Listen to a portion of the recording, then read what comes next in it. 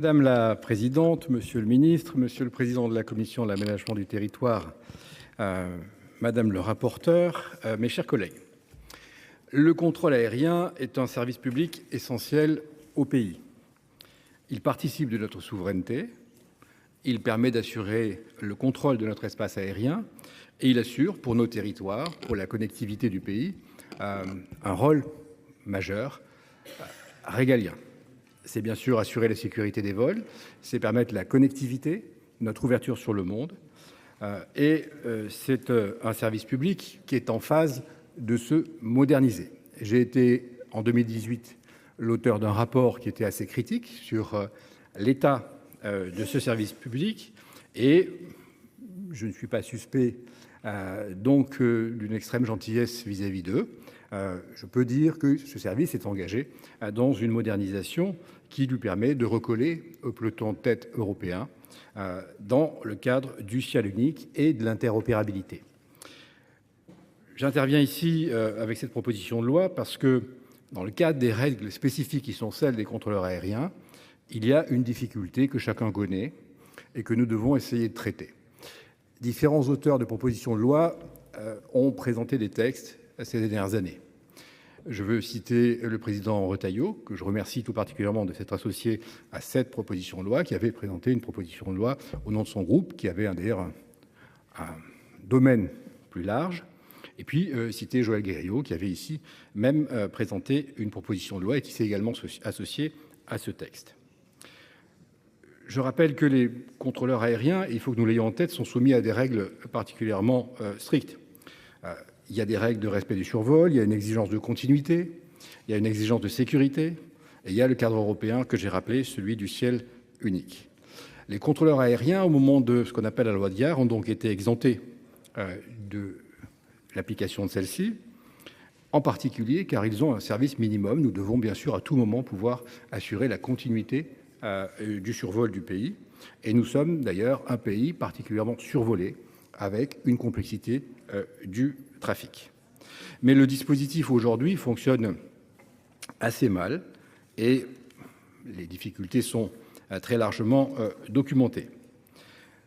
Il y a souvent un certain nombre de troubles et il arrive que le service minimum finalement soit calculé à un niveau qui fait qu'il y a au dernier moment, malgré ce qu'on appelle des abattements, lorsqu'il y a un préavis de grève, on abat un certain nombre de vols, selon la formule consacrée. Malgré cela, il y a des annulations à chaud, ce qui entraîne dans les aéroports, pour les compagnies et pour les voyageurs évidemment, qui sont la finalité du transport aérien, il y a un certain nombre de grandes difficultés avec ces annulations de dernière minute. Et puis à l'inverse, bien souvent, après le préavis de grève, la DGAC est amenée à mettre en place le service minimum et à demander aux compagnies de réduire leur nombre de vols, on constate qu'il y a finalement peu de grévistes. Donc nous avons un système qui aujourd'hui pose un certain nombre de grandes difficultés et qui apparaît à certains égards découplé du nombre réel de grévistes. En clair, la réduction du trafic n'est pas proportionnée au nombre de grévistes. C'est une vraie difficulté qui nous a bien souvent fait pointer dans un certain nombre de classements européens comme le pays qui occasionne le plus de retard, le plus d'annulations de vols.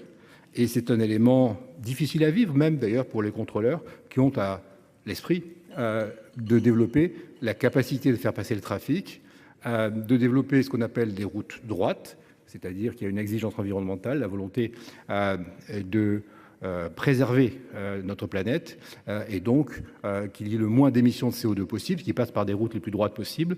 Et lorsqu'il y a des réductions de capacité, eh bien on est amené à écarter le trafic, comme on le dit, et notre pays est moins survolé, mais on émet plus de CO2. Je précise que ma démarche est déconnectée d'un certain nombre de procédures, disons, médiatiques qui ont pu être menées par différentes compagnies étrangères. Mais j'estime simplement, étant attaché à la navigation aérienne et à notre transport aérien, que nous avons le devoir de trouver une solution qui soit conforme à nos traditions. Il s'agit bien sûr de respecter Le droit de grève, c'est le pilier de cette proposition de loi. C'est parce que nous avons un principe constitutionnel auquel nous sommes tous attachés et il faut conjuguer le service minimum, le respect du droit de grève et ce que je propose, c'est-à-dire la possibilité d'organiser la prévisibilité dans le nombre de grévistes et donc de parvenir à une meilleure organisation de ce service minimum. C'est un dispositif spécifique, c'est-à-dire qu'il ne prendra pas place dans le Code des transports, mais il prendra place dans le Code de la fonction publique parce que ce sont des fonctionnaires et nous avons essayé de trouver un équilibre. Alors cet équilibre, il est le suivant, c'est-à-dire que les contrôleurs aériens, si cette proposition de loi est votée, et si elle va au bout de l'examen parlementaire, les contrôleurs aériens seront astreints à une obligation de se déclarer grévistes 48 heures à l'avance, et en réciprocité, la direction des services de la navigation aérienne, la DGAC, devra aussi leur notifier l'avant-veille lorsqu'ils sont astreints.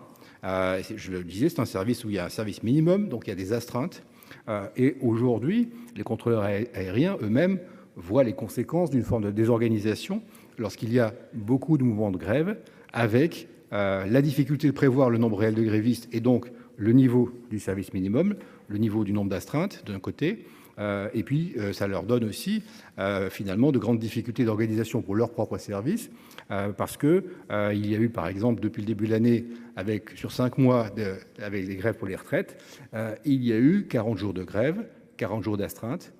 Et à chaque fois, ça suppose que les services réorganisent les tours de service et le fassent parfois en dernière minute, avec un système qui me paraît ancien, qui me paraît daté et qui devra, peut-être que Monsieur le ministre aura l'occasion de nous confirmer tout à l'heure, être revu. Je pense là au décret qui organise le service minimum et il faudra veiller à la conciliation entre cette obligation de prévisibilité pour les contrôleurs qui devront se déclarer grévistes 48 heures à l'avance et le service minimum. Le décret devra tenir compte de cela, tout comme il pourra d'ailleurs peut-être moderniser la liste des aéroports qui font l'objet d'un service minimum.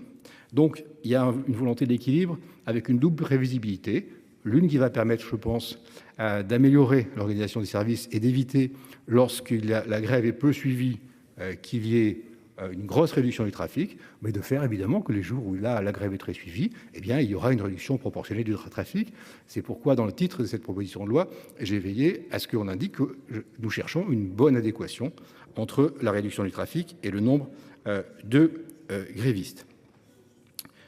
Donc, j'ai essayé de proposer une solution à un problème ancien.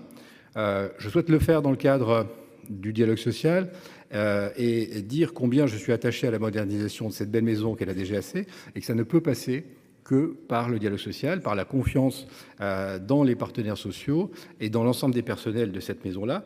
Mais je pense qu'eux-mêmes subissent aujourd'hui les conséquences d'un système qui est à bout de souffle et qui, et pour les passagers et les compagnies d'un côté, et pour les contrôleurs eux-mêmes et pour l'organisation du service, a démontré toutes ses limites.